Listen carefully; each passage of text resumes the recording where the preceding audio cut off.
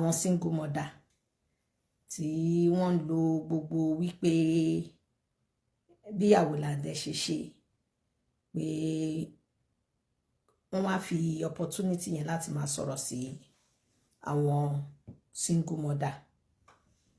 Ọ̀pọ̀ single mother tó jẹ́ wípé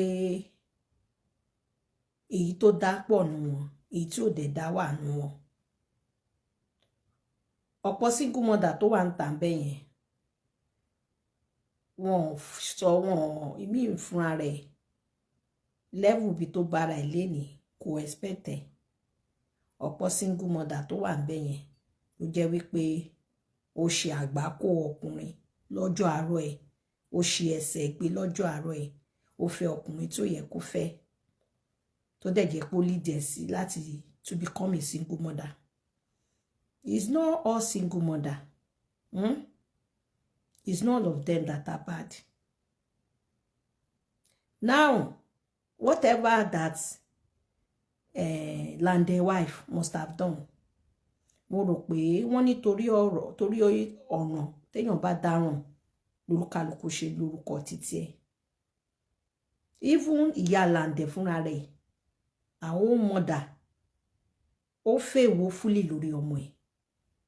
Because ìyá dáadáa ò ní rí kọ́mọ ẹ máa kọ́mọ wá sílé lójú àwọn àbúrò ẹ̀ náà ló ti ń ṣe ìranù tó ti ń gbé ọkùnrin tó fi ọkùnrin tó tọ́n tẹ́lẹ̀ bá lọ ilé à lọ tí ìyẹ́ ò lè kígbe mọ́. Ọ̀pọ̀ ọmọ mi ló wà ń ta tó jẹ́ pé tó bá fẹ́ máa bóyá nípa ọ̀rẹ́ kíkó, bóyá ó ń kó ọ̀rẹ́ tí ò dáa, ó lọ bá àwọn association of àwọn ọ̀rẹ́ burúkú rìn.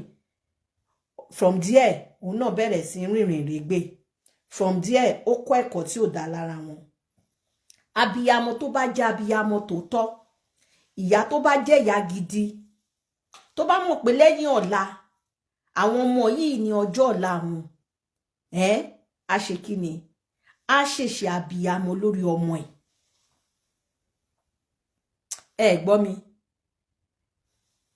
Tí gbogbo ìwà tí ìyàwó Lande bá wù, ibi táyé ìyàwó Lande tó bàjẹ́ dé bó ṣe bàjẹ́ yìí, ìyá ẹ̀ gangan fúnra rẹ̀ ó wà lára àwọn tó jẹ́ wípé ohun encourage ọmọ ẹ̀ pẹ̀lú gbogbo rádaràdà tó ń ṣe yẹn. Tábà tí rí kọ̀ọ̀kan eléyìí tí ọkọ ẹ̀ ti sọ wípé ó kó àwọn ọmọ síta fóun, ó ti kóhun tó dé, ó ti kó àwọn ọmọ yẹn síta, ó ní kó máa kó àwọn ọmọ lọ. Ṣebí àwọn ọmọ tó kó síta yẹn kò mọ̀ nǹkan táwọn ọmọ yẹn máa wá dà lọ́la. Torí ẹ̀ làwọn ọmọ míì tó bá gbà wọn ìtàn tó bá dàgbà, òun làwọn ọmọ míì tó jẹ́ pé dọ́là mẹ́ta wọn ń forgive bàbá wọn, bẹ́ẹ̀ sì ni wọ́n ń forgive ìyá wọn. Òun làwọn ọmọ míì wà tó jẹ́ pé bó ṣe bẹ́ṣọ́ fún wọn tán ní ṣe nínú ayé tó, wọn ò fi owó yẹn tọ́jú òbí wọn torí àwọn ìwà táwọn òbí kan ti wù sẹ́yìn, tó jẹ́ pé ńgbà táwọn ọmọ dàgbà, táwọn ọmọ wá gbọ́, tó jẹ́ pé wọ́n wò pé no. Ìgbà táwọn nídìí yín, ẹ fail wọn as a parent. Ọmọ wá ó kó ọmọ sí kàtà yín, right? Ó bára nù lọ. Ìyá tó bá jẹ́ ìyá gidi á kígbe mọ́ ọmọ ẹ̀ ní pé wá kọ́ ọmọ ẹ̀. Ibi tó bá fẹ́ rìn rè gbé ẹ̀ lọ máa kó àwọn ọmọ ẹ̀ lọ. So elétẹ́yìn kan wá fi ń jáde, ìyá ẹ̀gọ́lẹ̀ bá máa ṣe ṣòfò. Elétẹ́ fi ń sọ̀rọ̀ sáwọn single mother. Ìmí inú yín ò dẹ̀ wá bẹ́tà single mother. Ìmí inú yín gan single mother gan bẹ́tà ẹ̀. Àìmọye single mother tó ń ṣe dáadáa nínú ayé, tó jẹ́ pé single handedly òun ló train ọmọ ẹ̀, táwọn ọmọ yẹn dẹ̀yàn tán yanjú. Ìgbà tó yẹ kírú single mother yẹn máa lọ máa gbàgbé sùn kó máa sátẹ̀lé married máa kiri, ó ṣe abiyamọ lórí àwọn ọmọ ẹ̀. Ọjọ́ rírí jẹ, ọjọ́ àìrí jẹ, ó kẹta fáwọn ọmọ yẹn.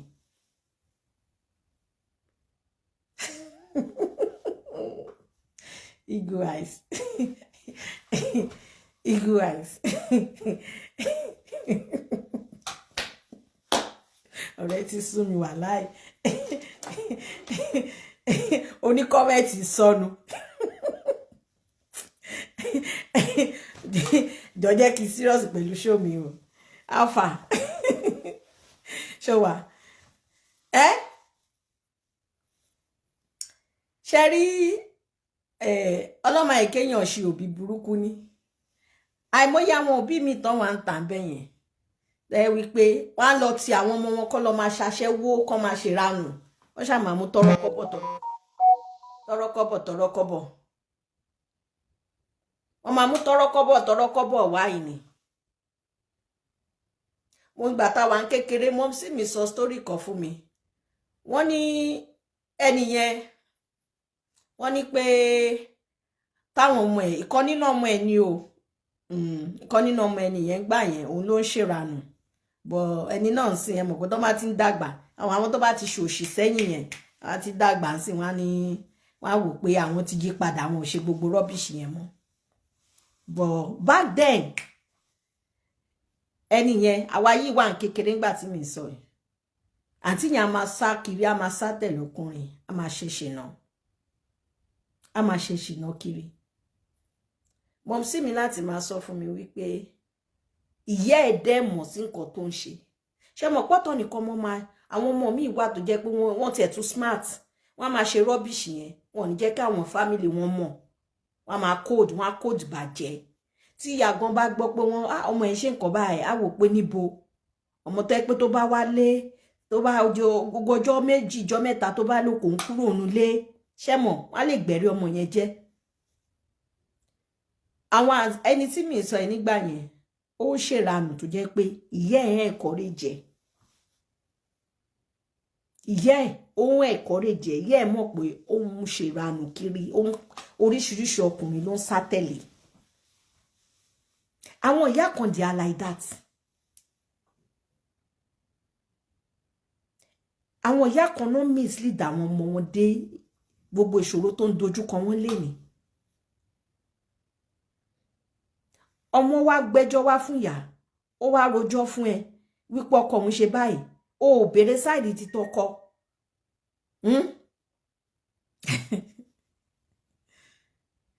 ok mo rò pé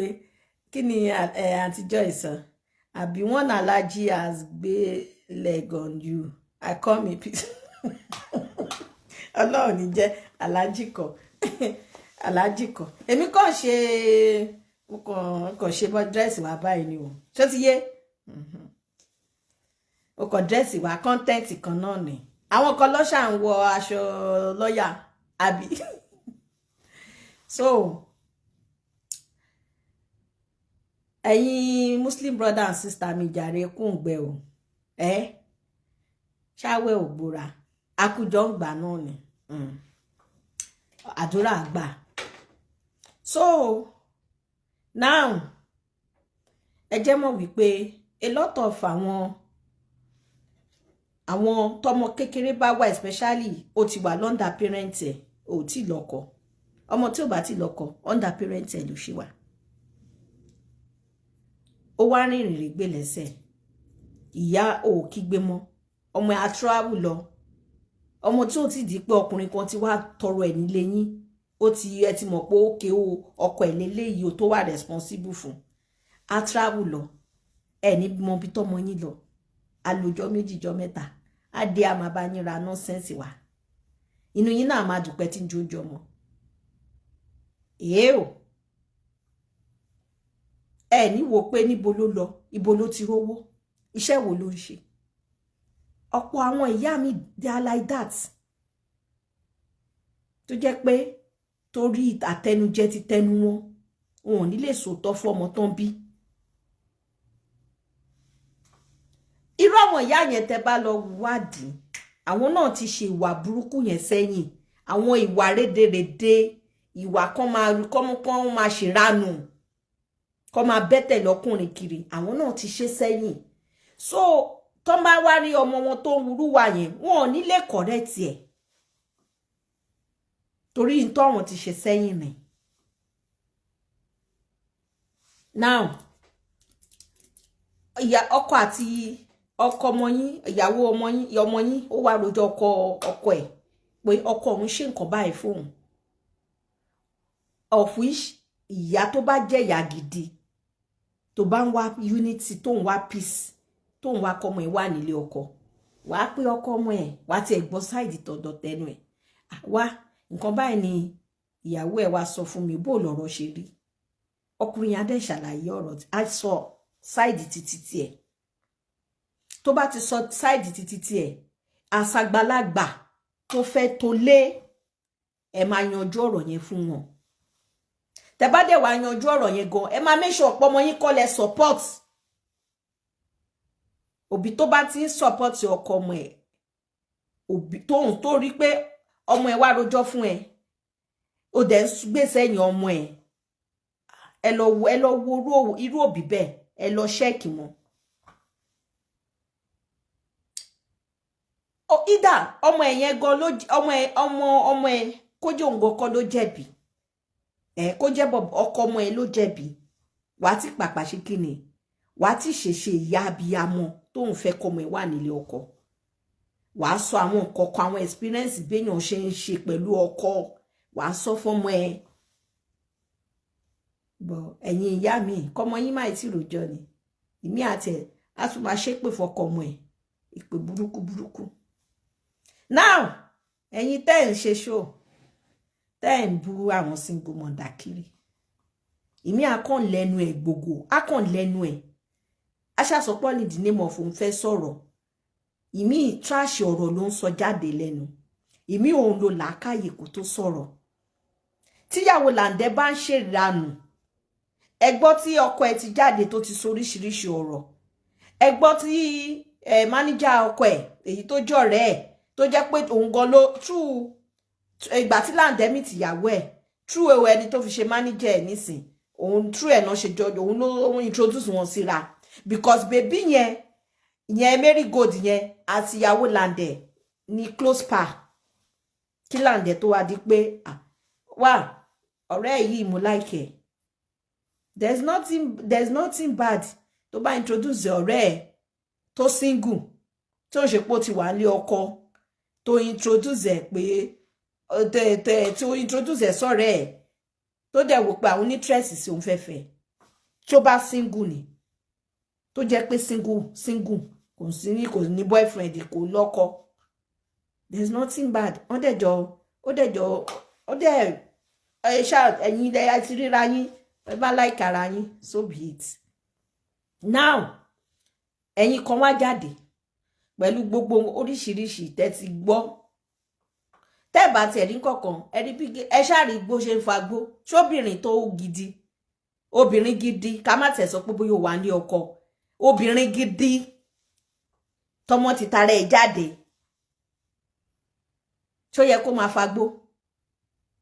kò mú lẹ́gbẹ̀ẹ́ sìgá igbó ó mú igbó yẹn báyìí ó rólì ẹ̀ báyìí ó wá àwọn tó ti expert wọ́n bá ti gbé sókè báyìí èéfín máa jáde nímú wọn àwọn original tán ti gbó sí nìyẹn mọ̀ bó ṣe ẹni tó bá tó parí ó máa jó lẹ́nu kò jó òun lẹ́nu ó ṣe èéfín yẹn lọ sókè báyìí wá mọrú the type of irú èèyàn tí gẹ̀yẹn jẹ́ with the igbó tẹrí tó smoke igbó kóbìnrin smoke igbó abájọ irú bàbá tí ìtàn ló gẹṣẹ tán ní ó gẹṣẹ ìyẹn sọ ìyẹn máa jáde ń sìn àyàn kan jáde wọn ní ẹ lóun bá sọ̀rọ̀ ó ló sọ pé kò gẹṣẹ pé wọ́n ṣàjọsùn mọ́jú ṣọǹṣọmọ ìyá òpónúlẹ pàwá tá à ń gbọ́rọ̀ ṣé fámílì ni wọ́n wọ́n dẹjọ sùn mọ́jú wọ́n ṣọmọ ìyá wọ́n kàn máa wòra wọn just like that.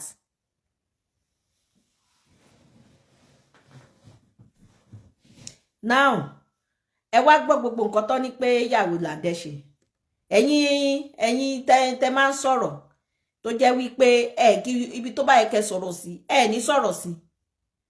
ìyá Lande tó accommodate ọmọ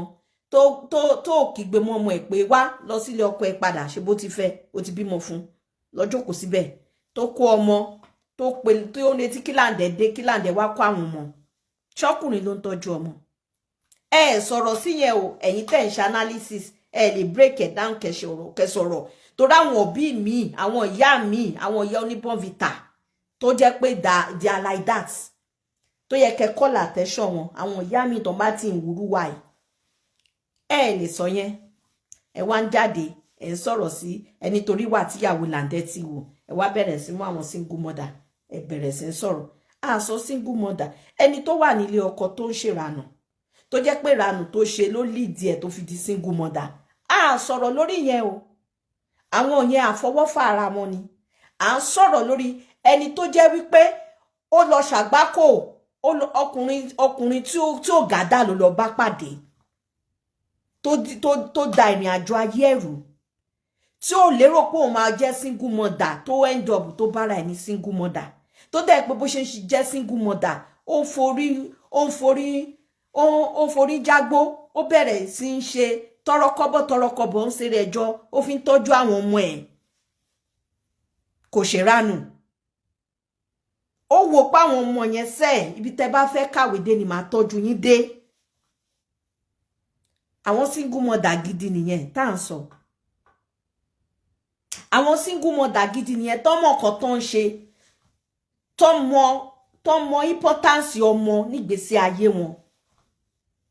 ẹ wá jáde ẹ wá ń generalize gbogbo ìwà tí ìyàwó làdẹ́wù ẹ wá ń kó mọ́ gbogbo àwọn single mother Ginger wà available o ẹ̀yin tẹ́ bá ti gbọ́ nípa product Ginger lórúkọ product tẹ̀rí lọ́wọ́ mi oríṣiríṣi ṣáì ló ń ṣe lágọ̀ọ́ ara oríṣiríṣi àìsàn irú ìyàwó làǹdẹ̀ yẹn tán ló ti kó infection yẹn tó bá mu Ginger gbogbo infection tó wà lára ẹ̀ gbogbo àfò jáde gbogbo ẹ̀ máa kúrò lára ẹ̀ dànù ni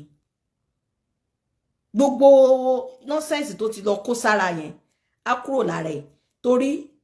eléyìí tó lọ fi ń gbé pé nọ́ọ̀sì kan kí nọ́ọ̀sì kan wá máa treat òun á fọ́ wá láti inú tó ti yé nígbà téèyàn tó oríṣiríṣi bó ṣe mú eléyìí ló mú eléyìí ló mú eléyìí ló mú eléyìí ìgbà ní oní confession àìrú wọn dẹ̀dẹ̀ wọn kì í lo condom wọn gbádùn direct yẹn fún irú àìsàn tó bá ń ṣe yín lágọ̀ọ́ ara Ginger yìí ló lè ṣe tẹ́ bá ti mú tó kọ̀fẹ́ ní àìsàn no matter how the àìsàn bó ṣe chronic lára ẹ̀ tó when you start taking this Ginger gbogbo ẹ̀ ló máa flush dànù gbogbo ẹ̀ ó bá lọ padà ṣe test wàá sọ fún ẹ pé gbogbo ẹ̀ ti normal ni Ginger yìí ló ń ṣiṣẹ́ o ẹ̀yin pè wá sórí nọ́mbà wa 240-427-8453 so kò ṣe pé kẹ́yìn kan jáde kẹ́ máa wẹnu ṣọ̀kọ̀ṣọ̀kọ̀ sáwọn single mother mi ó wúlò ju ẹni tí ó single mother mi ó gbádùn ju Sisi lọ single mother mi tó ti ṣàbíyamọ tó ti bí gbogbo tinú ẹ̀tàn ìdí ẹ̀ ti tight ju Sisi ẹ lọ kó àwọn Sisi mẹ́wàá tí ó ti wà nílé ọkọ ẹ lọ kó wọn jáde ọyàn wọn ti di pàǹdọ̀rọ̀ ó ti di slippers ó ti sag Mr. Solikemi ṣẹwà ẹ káàárọ̀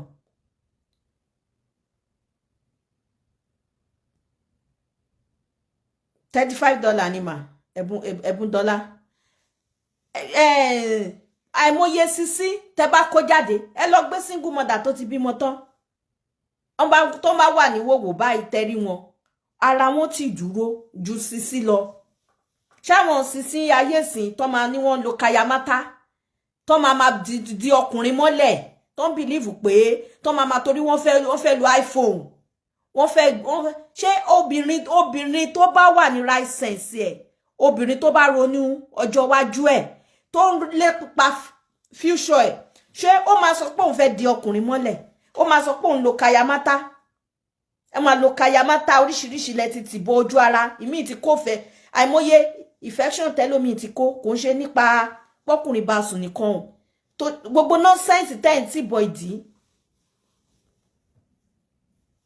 gbogbo nonsense tẹ́yìn tí bọ̀ ìdí wọ́n ní kinní náà jẹ́ kayamata mi ti rírí bí mo ṣe rí tí ń ṣe wà báyìí mi rírí mi mọ bó ṣe rí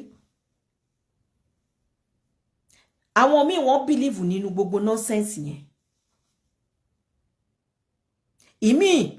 wọ́n wò pé táwọn bá ń lo kayamata yẹn àwọn ò fẹ́ àwọn ṣàfẹ́ àwọn fẹ́ gba Lẹ́kì àwọn fẹ́ máa live large so kọ́ máa lo àwọn nonsense yẹn kọ́ máa fi gbowó lọ́wọ́ ọkùnrin.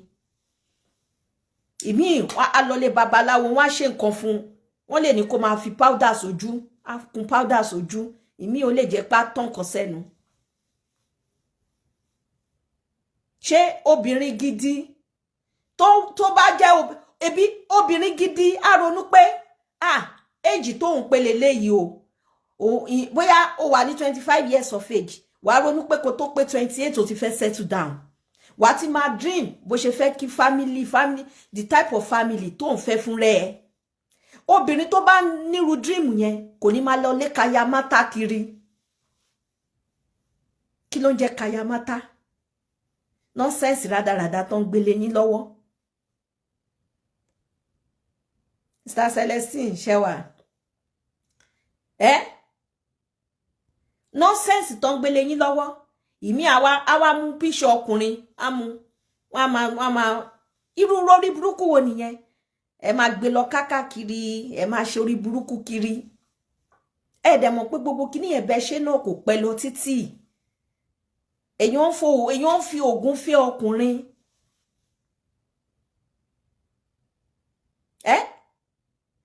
Èèyàn ń fi ògùn fẹ́ ọkùnrin. Jẹ́ kí ìfẹ́ yẹn jẹ́ kó wá naturally.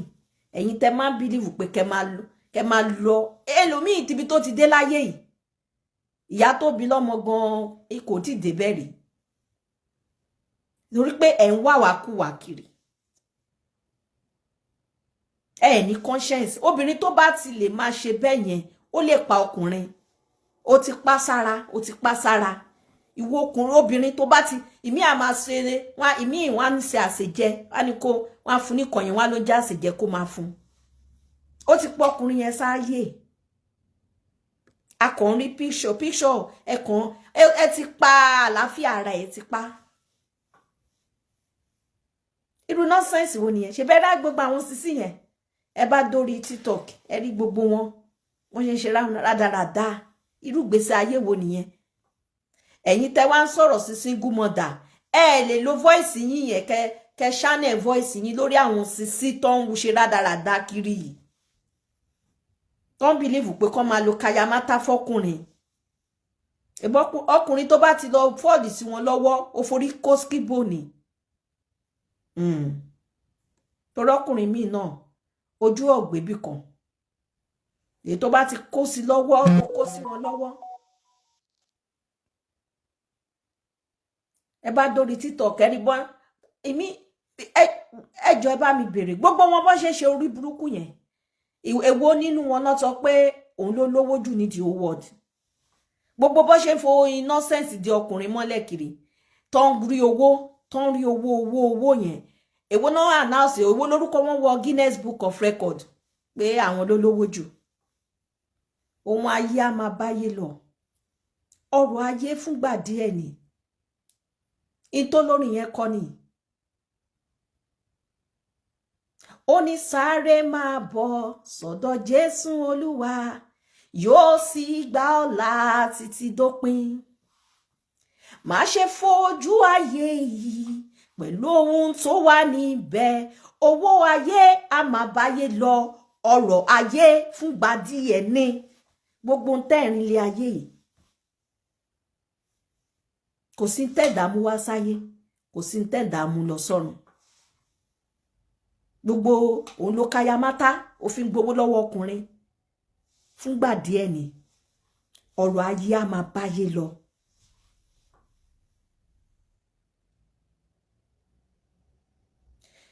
So Aunty Ebudola Sherry the work of this ginger it has a lot of work tó ń ṣe. She gets insane. Ó máa ń ṣiṣẹ́ fún I don't know mi mọ̀ bóyá ẹ jẹ́ wò bóyá kí ẹ jẹ́ wò bóyá bó mo ṣe lè ṣe yẹn. tẹ́ ẹ̀ mú ní godmother ẹ̀yin tẹ́ ẹ̀ bú àwọn single mother kiri kò sí nǹkan tí single mother ṣe fún yín o ṣó ti yé ẹ bá fẹ́ fèsì ìyàwó làǹdẹ lọ fèsì ìyàwó làǹdẹ tẹ́ bá fẹ́ sọ̀rọ̀ sí ìyàwó làǹdẹ ẹ lọ máa sọ̀rọ̀ sí ẹ má máa kó single mother mọ́ pé gbogbo àwọn single mother yẹn bó ṣe ń ṣe náà nìyẹn àwọn ṣe torí pé ìyàwó làǹdẹ ti bímọ tẹ́lẹ̀ síbí kan kó tó fẹ́ làǹdẹ àbí ẹ wá wò pé toró náà kí làǹdẹ tó fẹ́ ṣe bí single mother ni so tí ìyàwó làǹdẹ bá ti ń ṣe yẹn wọ́n wá ní kẹ́ generalize ẹ pé gbogbo single mother ló ń ṣorí burúkú tí ìyàwó làǹdẹ ń ṣe gbogbo single mother ló ń ṣàgbáná gbogbo single mother ló ń fagbó ìyàwó làǹdẹ lórúkọ ẹ dárúkọ ẹ sóyè kò ń ṣe pé kẹwàá máa sọ kẹwàá máa àwọn single mother tó ń ṣe dáadáa nínú ayé yìí kò ń ṣe pé kẹwàá máa sọ̀rọ̀ sí wọn kẹ máa sọ̀rọ̀ ṣàlàṣàlà torí social media power kẹ máa lo avenue yẹn láti fi sọ̀rọ̀ sáwọn tó yẹ kẹ sọ̀rọ̀ sí. ọ̀rẹ́ làǹdẹ sọ́nà ó ní ilé wọn dọ̀tí ó ní ọmọ tó bí fún làǹdẹ ọmọ yẹn wọn ò ní wọṣọ fún ṣe mọ́ pé wọn ní celebrity tó bá tiẹ̀ tí celeb kankan wọ́n ṣàṣekòṣe tó máa sọ pé Nollywood wọ́n máa dárúkọ wọn àbí làǹdẹ ò kì í ṣe ara wọn tó wọ́n àti fíìmù kan wá dénú ilé ẹ̀ nígbà tó ẹ pé ìyàwó ti forí ṣọ́gbó lọ ó ti lọ ṣe ṣìnà àfi ṣe lọ́rọ̀ ẹ̀ àfi ṣe tẹ́ bá dẹ̀ wojú ẹ̀ ó ṣojú fó ẹ ní wò pé ṣé pẹ̀lú lúkọ ẹ ní wò pé ṣé iṣẹ́ ibi pọ̀ sọ́wọ́ ẹ̀ báyìí kò ní táìmù àti tọ́jú ọmọ ọ̀rẹ́ ẹ̀ former manager làǹdẹ yẹn Mary Gold yẹn ó ló lazy ó ní kò lè ṣe nǹkan kan ó lazy ẹjọ́ ẹ̀kọ́ ẹbí làǹdẹ ló lọ ṣàgbákò olórí burúkú obìnrin àbí ó ṣàgbákò olórí burúkú obìnrin tí ò lè sọ 1 naira di 10 naira tó bìlíìfù pé tọkùnrin ò bá ti kàwó lé òun lọ́wọ́ òun fẹ́ ra underwear ó yá gbowó ilé ọmọ yẹn ló jẹ làǹdẹ̀rún náà ó rẹ̀kẹ̀ gbogbo owó tó yẹ kó ó ń ṣiṣẹ́ làǹdẹ̀ ó ń ṣọ̀lẹ̀ gbogbo owó yẹ tó yẹ kó máa fi save owó ó ní savings ọmọ burúkú yìí ń gbà lọ́wọ́ ẹ̀ bó ṣe ń lo kayamata fún làǹdẹ̀ ó tún lo kayamata ó ń lo kayamata fún irú àwọn tó máa ti ń ṣe irú nọ́sẹ̀nsì yẹn wọ́n dúró lójú kan gbogbo ẹ̀yin tán ló ti 30 ẹ̀ ẹ jẹ́ lè lọ ṣe test ẹ má ti lọ kó àìsàn lára ẹ jẹ́ tètè lọ báyìí kẹ́ lọ wá dókítà kan ẹ lọ ṣe ti lọ yẹra yín wò kẹ́rí pé ẹ pé oníranù so ẹ̀yin tẹ́ wá ń gbẹnu jáde tẹ́ ń bú àwọn single mother ẹ fèsì ìyàwó làǹdẹ ṣó ti yé kò sí ti single mother kò sí single mother gbogbo kọ́ ló worst o single mother tẹ́rí ń ta yẹn ìpele stages by stage level by level náà fi ní single mother wọn ṣó ti yé ìmí bẹ̀rẹ̀ sí bímọ báyìí ọkùnrin yẹn ò tọ́jú àwọn ọmọ kò tọ́jú ọmọ kò wálé obìnrin yẹn ló ń ṣe wàhálà ṣe rí pé level táwọn yẹn fi jẹ́ single mother tó ń bára wọn ní single mother ṣe rí pé wọ́n lọ ṣàgbákò ọkùnrin burúkú ni tí ò lè tọ́ àwọn abímọ máa wò so àbí èyí tó jẹ́ pé wọ́n fi oògùn wọ́n fi di ọkọ ẹ̀ mọ́lẹ̀ kò rántí lé mọ́ obìnrin yẹn nìkan ló wá ń tọ́jú àwọn ọmọ yẹn gan tẹ́ bá nígbà míì ẹ máa sọ pé àwọn òbí mi ló ń kọ́ àwọn ọmọ ṣé àwọn ọmọ tó máa ń dàgbà tó ń jójó jí lójoojúmọ́ tó yẹ pé ìyàwó náà rí pẹ̀lú wọn tó ń fọjọ́ kan rí bàbá wọn àwọn ṣe rò pé ọ̀dẹ̀ làwọn ọmọ yẹn ni wọn ti nímọ̀ wípé ìyá wọn nìkan ló ń gbọ́ bùkátà wọn táwọn ọmọ yẹn bá wá yàn tán ṣe tán tó ń ríṣẹ́ gidi tán ti tán wọn lọ sí skul tán wá ń tọ́jú òbí yẹn ẹ wá sọ pé ìyá burúkú ni kò jẹ́ kó tọ́jú bàbá ṣé bàbá yẹn bo ló wà ní ó forí ṣọ́ngbó lọ nígbà táwọn ọmọ ẹ̀ nídẹ̀ àwọn ọmọ yẹn tó ń bá decide pé wọn ò fẹ́ tọ́jú bàbá wọn ọwọ́ wọn ló wà kò ń ṣọwọ́ ìyá yẹn because àwọn ọmọ yẹn ti gbọ́njú wọ́n ti dàgbà wọ́n ti ń ṣiṣẹ́ wọ́n ní wá sọ fún yín wípé ńgbà táyé àwọn tọ́jú ó lè ṣe máa ń rọ ọmọ mi tó jẹ́ wípé bó ṣe máa gbé ìyá ẹ̀bí eléyìí kò fi yẹ́ ṣeré anything ló lè ṣe fún ìyá ẹ̀ torí ó rí gbogbo nǹkan tí ìyá ẹ̀ ṣe fún un pé ìgbà tóun ò jẹ́yàn tí Ọlọ́run ti wá gbàdúrà àwọn tóun ti become somebody nsìn if not for ìyá òun ni pé tí bàbá òun ṣe kọ̀ òun sílẹ̀ tí ìyá òun bá kọ̀ òun sílẹ̀ bẹ́ẹ̀ ṣé òun máa lè dé kòríta tóun délé ni kò ní lè dé level yẹn kò ní lè achieve èmẹ so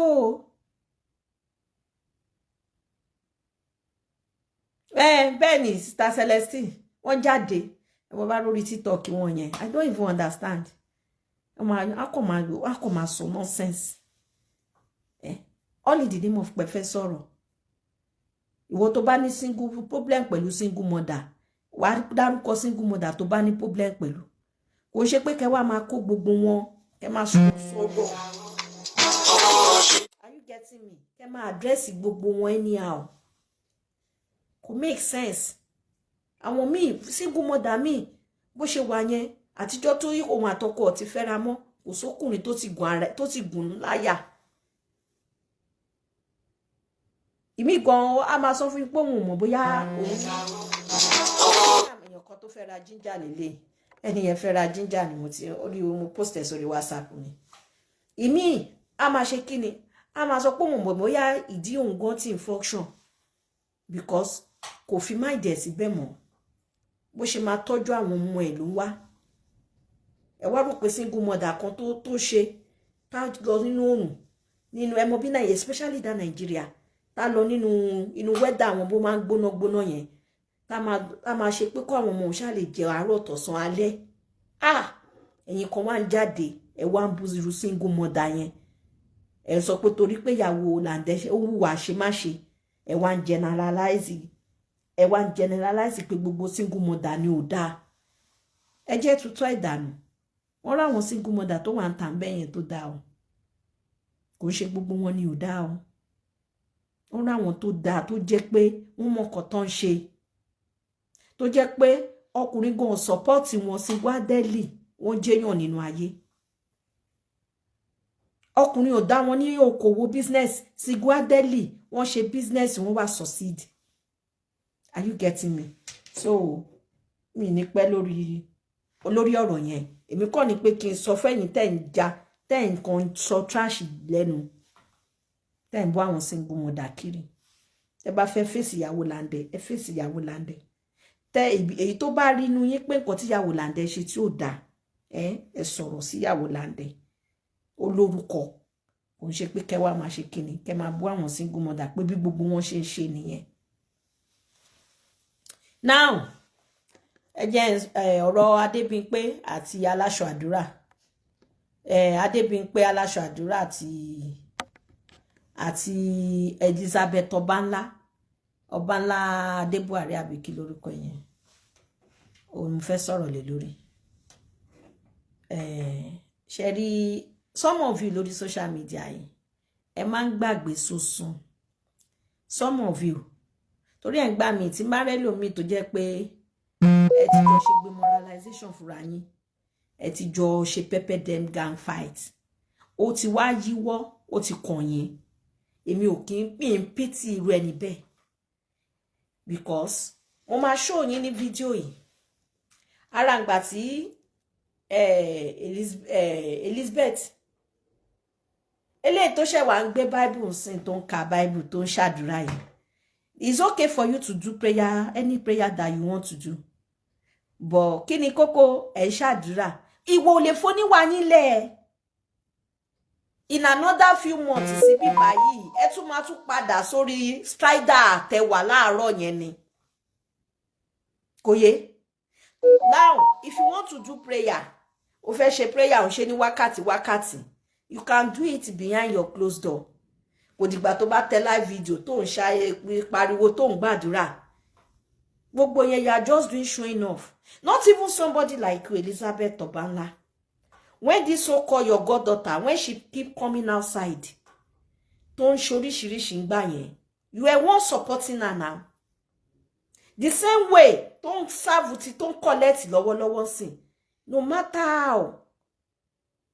Adebimpe no ma at the right time. Tika ma ba ma deal pẹ̀lú Adebimpe. Adebimpe too will collect her own.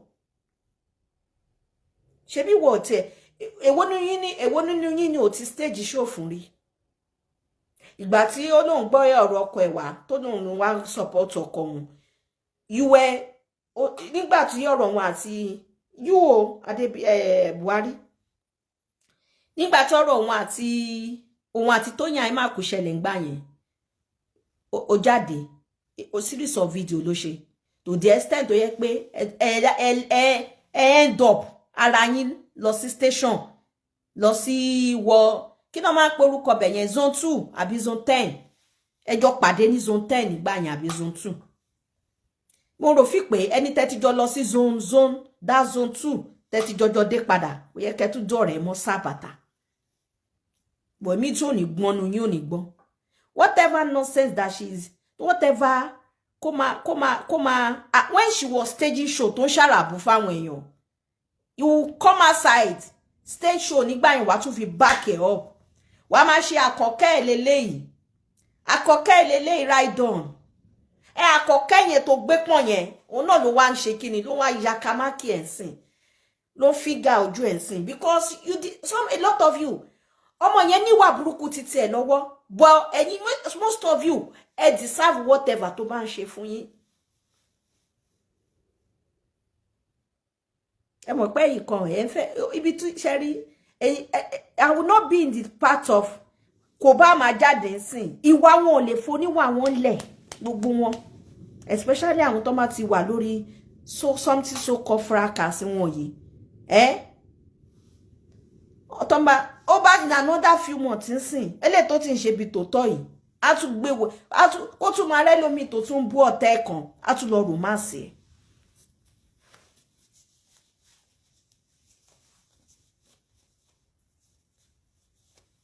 Elizabeth Obanla.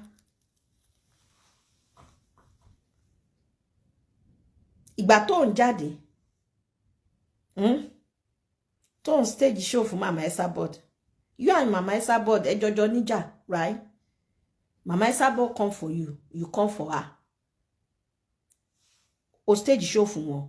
Mama Esabod stage show for you. At one particular time, Mama Esabod did not even mention your name. Wọ́n dárúkọ ẹ mọ́ lórí show wọ́n ṣe show fún ẹ mọ́ but you keep coming for her. You know how many months, several months that you stay show for that Mama Esabod. Along that line, around èèyàn tó ń stage show fún Mama, tó ń come for Mama, or romance wọn.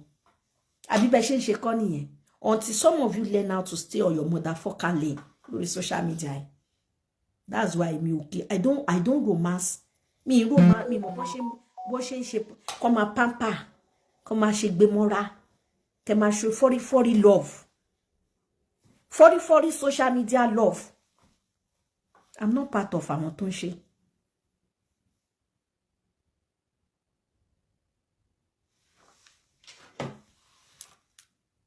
Obanla.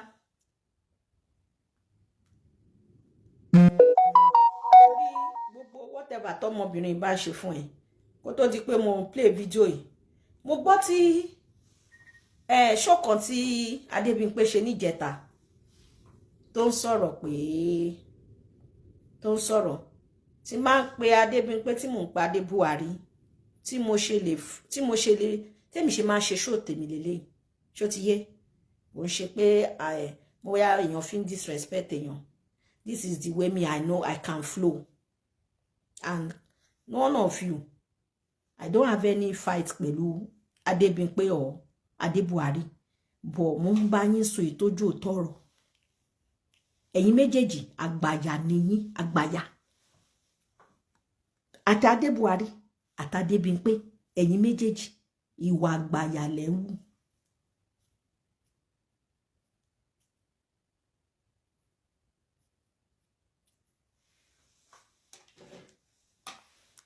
Now mo gbọ́ tí Adébímpé sọ mo fẹ́ sọ̀rọ̀ yẹn sí mi fẹ́ gbàgbé Adébímpé tó bá ní problem pẹ̀lú Elizabeth Ọbanla number 1 ọ̀rọ̀ tó wà nílẹ̀ yìí kò sí èyí tó fi kàn ẹ́ Adébímpé ọ̀rọ̀ tó wà nílẹ̀ yìí kò sí èyí tó fi kàn ẹ́ ọ̀rọ̀ godmother àti goddaughter tó ń bára wọn jà yìí is none of your business. O lè sórí gbogbo whatever tó bá ṣe sìn àbọ̀ wá ojú àwa èèyàn ló ti ń pẹ́ ẹ̀ kò yé bọ̀ kò sínú matter package tẹ́ bá ń pàkàrà yín lórí social media kò lọ títí.